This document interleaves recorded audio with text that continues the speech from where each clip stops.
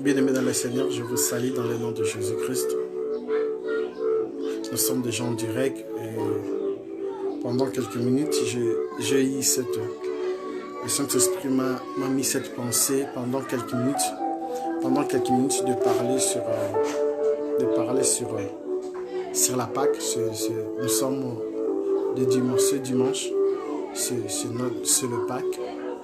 Et j'aimerais parler pendant quelques minutes du Pâque. Et c'est une spéciale Pâque. Le Saint-Esprit m'a mis au cœur de parler sur une nouveauté de vie. De parler sur la nouveauté de vie. C'est un peu ça, partager cette vidéo. Et parler de Dieu, le Saint-Esprit va nous aider pendant quelques minutes à parler sur la Pâque. Surtout à parler sur cette nouveauté de vie que la Pâque nous a donnée. Cette nouveauté de vie que Christ nous a offert. Vous le savez mieux que moi, Christ est mort et ressuscité. Nous célébrons la résurrection de Christ. Nous célébrons notre Seigneur qui est mort, qui est ressuscité. Aujourd'hui, le monde entier célèbre la résurrection de notre précieux Seigneur Jésus-Christ. La résurrection de notre Jésus, c'est une puissance. L'apôtre Paul dit, l'évangile est une puissance l'évangile de la croix. Et c'est une puissance de Dieu. L'évangile que nous prêchons, l'évangile que nous avons accepté de prêcher, de présenter Jésus, sa force est sur la résurrection. La différence et d'autres religions, cette différence provient de la résurrection de notre Seigneur Jésus-Christ. Plusieurs dieux, plusieurs personnes se sont proclamées comme étant de Dieu. Mais le problème en est qu'ils ne sont pas revenus en vie. Mais nous, notre précieux Seigneur Jésus, il est en vie. Il est vivant. Il est parmi nous. Notre précieux Seigneur Jésus, il est vivant. Il est parmi nous. La force de notre religion, la force de notre religion, c'est parce que le Seigneur Jésus, il est vivant. Il est réellement vivant. C'est ça la force de notre religion, de la christianisme. Et voilà pourquoi nous allons parler sur la résurrection, la nouveauté de vie que Christ nous a donnée. Lorsque Christ est mort sur la croix, il a accepté, il est venu, Dieu, il est venu sur la terre. Dieu est venu sur la terre. Il a accepté de mourir à la croix pour racheter toute une nation, racheter des nations, racheter un peuple qui était perdu, un peuple qui était parti loin de Dieu. Il a accepté d'aller jusqu'à la croix, de mourir. Et lorsqu'il est mort, lorsque Christ est mort et Christ est ressuscité, lorsque Christ est ressuscité, il a ouvert le chemin à nous qui avons cru en lui d'être des enfants de Dieu. Et en nos jours, nous allons parler de la résurrection de Dieu, mais nous allons parler surtout, c'est la nouveauté de vie. Lorsque Christ est mort, la résurrection de Jésus que nous célébrons aujourd'hui, c'est la résurrection signifie une nouveauté de vie. Lorsque Christ est mort sur la croix, lorsqu'il est ressuscité, il nous a donné une nouvelle vie. N'oubliez pas cela, il nous a donné une nouvelle vie. Oh, j'aimerais lire cette verset Romains 15, merci. Romains, nous allons lire Romains. Nous sommes aujourd'hui, c'est le spécial Pâques, nous le fêtons en confinement et cela rien n'empêche qu'on puisse partager la parole de Dieu. Cela ne nous empêche pas de proclamer la bonne nouvelle. Et lisons le livre de Romains. Nous lisons Romains 6. J'aime cette verset. Wow. Romains 6.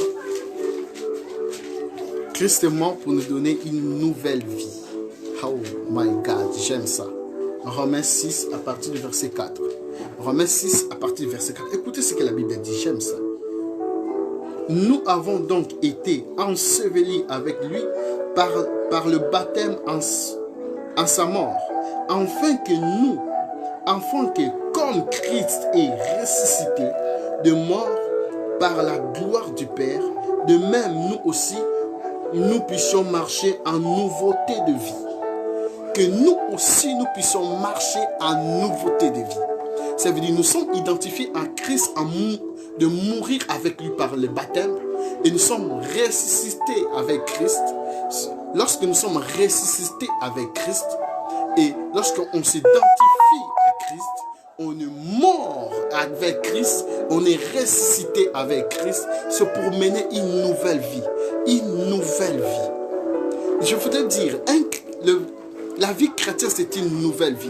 On ne peut pas être chrétien. En nos jours, c'est un peu une rétrospection où nous pouvons penser, en fait, on ne peut pas être chrétien de continuer à marcher de la même manière qu'on était païen. Lorsqu'on devient chrétien, on est censé de marcher dans une nouveauté de vie. On est censé de vivre une nouvelle vie avec Christ, de commencer une nouvelle histoire avec Christ, de naître de nouveau. Lorsqu'on parle de naître de nouveau, c'est une marche nouvelle qui commence. Tu commences une autre marche avec Dieu. Tu commences une autre expérience avec Dieu. Tu commences à vivre d'une autre manière avec Dieu. Ce que tu faisais hier, tu es incapable de le faire parce que tu sais, en réalité, je suis une nouvelle créature. En fait, lorsqu'on reçoit Jésus-Christ, ce que les chrétiens aujourd'hui oublient, lorsqu'on reçoit Jésus-Christ, on est censé, on est obligé à vivre une vie de communion, à abandonner tout. Aujourd'hui, c'est difficile de voir plusieurs des chrétiens qui abandonnent tout pour Dieu. Oh, j'aimerais dire à quelqu'un, lorsque nous sommes morts avec Christ, lorsqu'on reçoit Jésus-Christ comme Seigneur et Sauveur, notre vie entre dans une nouvelle phase. Nous entrons dans une nouvelle marche. On ne peut pas marcher de la même manière qu'on marchait hier de la même manière qu'on marchait hier. Non, ça veut dire lorsqu'on reçoit Jésus, nous sommes appelés à vivre différemment notre vie. Nous sommes morts avec Jésus-Christ afin de marcher avec une nouveauté de vie. Ça veut dire ta vie doit être nouvelle. Ta façon de réfléchir, ta façon d'agir, ta façon de penser, ta façon de faire les choses doit être nouvelle. C'est ça la marche nouvelle avec Christ. La résurrection de Jésus-Christ doit nous amener à une nouvelle vie. La résurrection de Jésus-Christ doit nous amener dans une nouveauté de vie. Nous devons abandonner ce qui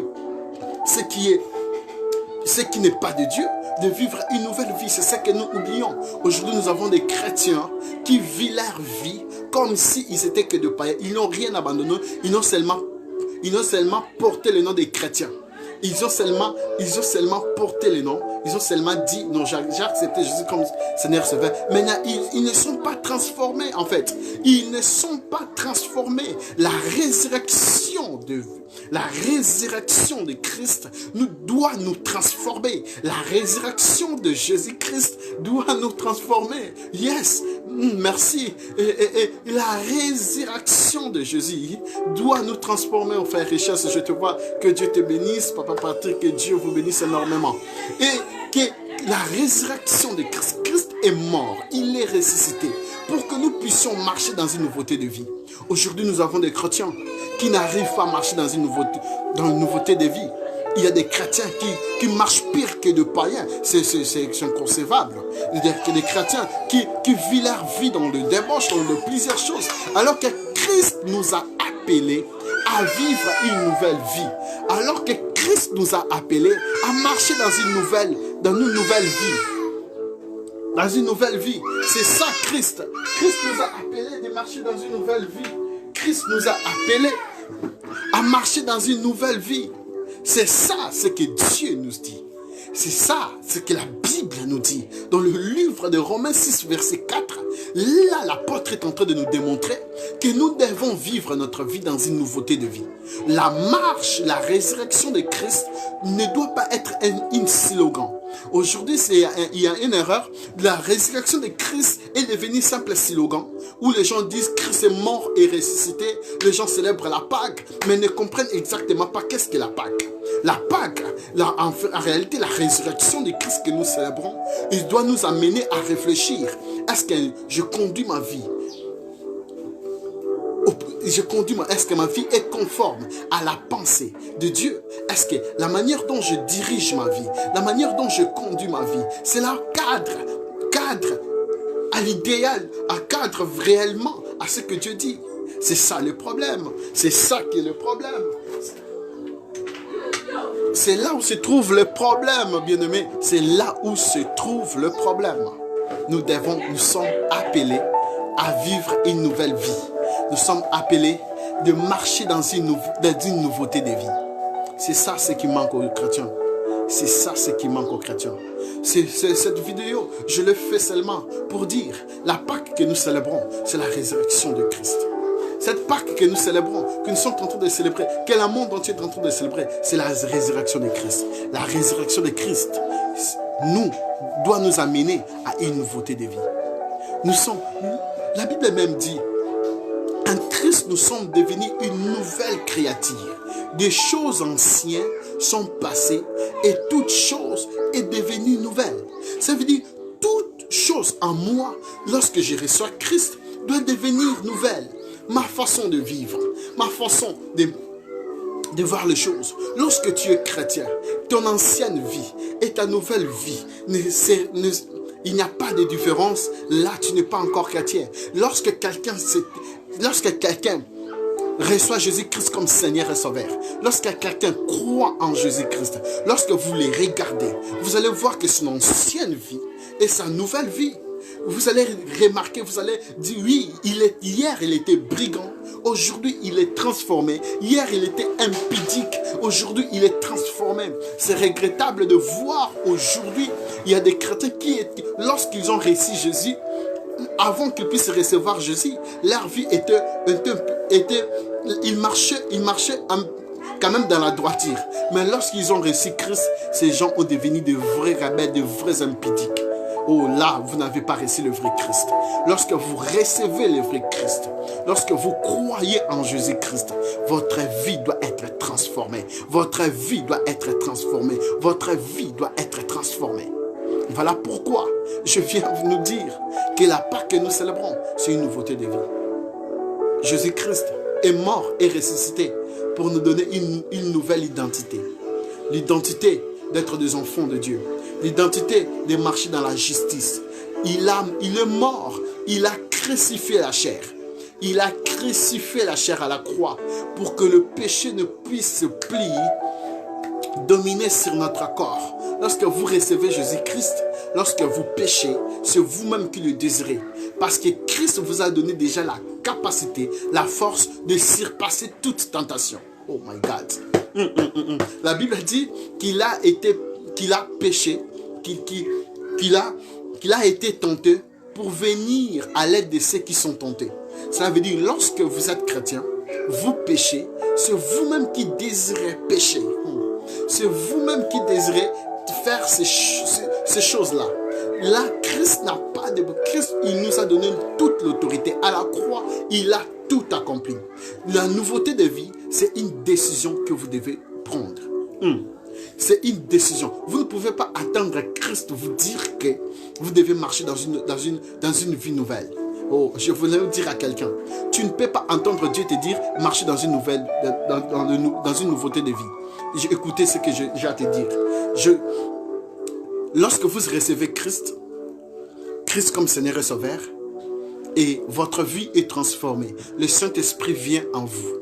Je vais clôturer par là. Le Saint-Esprit vient en vous. La merveilleuse personne du Saint-Esprit, il vient en vous. Et c'est lui maintenant qui prend contrôle de votre vie. Mais alors le Saint-Esprit va commencer à vous diriger. Mais c'est à vous de donner votre vie à la personne du Saint-Esprit de vous diriger. Lorsque vous s'opposez au désir de l'Esprit, parce qu'en vous, tout chrétien, tout vrai enfant de Dieu, lorsque tu désires faire quelque chose, le Saint-Esprit vous dira que ça, ce n'est pas bien. La nouveauté de vie vient quand? Lorsque tu laisses le Saint-Esprit te diriger. Lorsque tu buvais, le Saint-Esprit te dit ne bois pas. Et toi, tu n'écoutes pas, tu continues à boire. Lorsque tu étais impudique, le Saint-Esprit te dit ça, ce n'est pas bon. Forcément, il n'y aura pas toujours quelqu'un ou ton pasteur qui sera toujours là près de toi. Mais le Saint-Esprit sera là. Le Saint-Esprit, lui, sera avec toi partout où tu iras. C'est lui qui commencera à te diriger. Alors que si tu laisses la place au Saint-Esprit de te diriger, il a commencé de te dire que abandonne le péché, abandonne l'impudicité, tu acceptes. Il vient aussi, abandonne la corruption, tu avances, tu avances. Mais lorsque tu t'opposes au Saint-Esprit, le Saint-Esprit ne force personne. Voilà pourquoi tu es en train de combattre avec ta vie. Voilà pourquoi tu es en train de lutter pour changer. Ce n'est que question de laisser le Saint-Esprit te diriger. J'aimerais te dire, dans cette dimanche spéciale Pâques, te dire que Christ est mort et il est ressuscité le 3e jour pour nous donner une nouvelle vie. C'est à toi de voir. C'est à toi de regarder ta vie. Est-ce que tu marches dans une nouveauté de vie? Si tu regardes ta vie passée et ta vie présente, et tu peux dire que je suis vraiment transformé réellement. Aujourd'hui, il y a peu de chrétiens transformés réellement. Aujourd'hui, il y a peu de chrétiens réellement transformés. Aujourd'hui, nous tous, nous partons à l'église. À l'église, nous sommes des saints, mais dans nos maisons, dans nos quartiers. Qu'est-ce que nous faisons? Est-ce que les gens peuvent voir en nous Christ? Et marcher dans une nouveauté de vie, c'est de laisser Christ être formé en toi. Marcher dans une nouveauté de vie, c'est laisser Christ agir en toi. Marcher dans une nouveauté de vie, c'est de laisser Christ prendre toute sa place dans ta vie. Est-ce qu'aujourd'hui, lorsqu'on te voit, on peut voir Christ en toi? Est-ce qu'aujourd'hui, lorsqu'on te regarde, on peut voir Christ formé en toi? C'est ça le problème. Célébrer cette fête de Pâques est bon. On peut manger, on peut faire tout, chanter pour Dieu. Chanter pour Dieu, glorifier Dieu. Mais si on ne marche pas, on ne prend pas une décision de marcher dans une nouveauté de vie, tout ce qu'on peut faire est rien. Tout ce qu'on pourra faire est rien. Ça ne sera que de simples cérémonies, de simples rituels. De simples rituels. Et ce qui est si précieux pour Dieu, c'est notre vie. C'est la transformation de notre vie. Christ est mort à la croix pour que nous puissions être transformés. Si Christ est ressuscité, pour que notre vie puisse être transformée. Voilà pourquoi je t'invite. Toi, celui qui est en train de me suivre. Tu as reçu Christ. Mais lorsque tu regardes ta vie ne cadre pas avec le mot chrétien. Parce que ce que nous devons savoir, le mot chrétien signifie comme Christ. Est-ce que lorsqu'on te voit, est-ce qu'on peut voir Christ en toi? Tu peux tromper plusieurs personnes, mais toi-même, lorsque tu te regardes, tu peux dire, tu es conscient de toi-même, dire, est-ce que ma vie est conforme avec Dieu? Est-ce que je marche selon les pensées de Dieu? Est-ce que je marche selon ce que Dieu a prévu pour moi? C'est ça le problème, bien-aimé. Ce n'est pas seulement la Pâque, chanter la Pâque, mais c'est aussi regarder ta vie et regarder ta vie, la parole de Dieu comme un miroir. Lorsque tu lis la parole de Dieu, est-ce que lorsque tu lis la parole de Dieu, qu'est-ce que tu vois de ta vie? Lorsque tu lis la parole de Dieu, est-ce que tu n'arrives pas à terminer une verset? Parce que lorsque tu lis cette verset, tu vois ta vie dans cette verset et tu sautes cette verset. Il y a des choses pareilles. Lorsque tu regardes une vie, tu as la tendance toujours de tourner la page parce que lorsque tu lis cette verset, c'est comme une épée qui est en train de poignarder ton cœur. C'est ça, bien-aimé. Laisse-toi être transformé par le Saint-Esprit. C'est ce que j'allais dire. Et merci à vous. C'est ce que j'allais dire. Je vais vous inviter à toutes les personnes qui m'ont suivi. Et si votre vie n'est pas conforme à la parole de Dieu, c'est l'heure de revenir vers Dieu. C'est l'heure de revenir vers Dieu. J'aimerais dire, Christ revient bientôt. Il viendra prendre une église transformée. Une église niride. Une église qui craint Dieu, qui marche dans la droiture.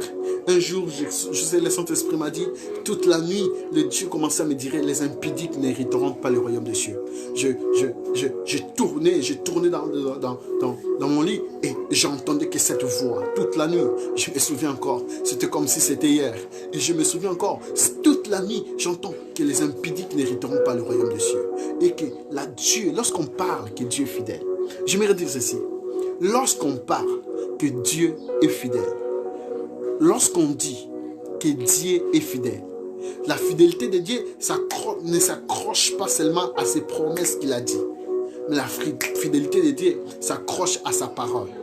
Lorsque Dieu dit, les voleurs, les impudiques n'hériteront pas le royaume de Dieu, cela veut dire qu'il est fidèle à sa parole.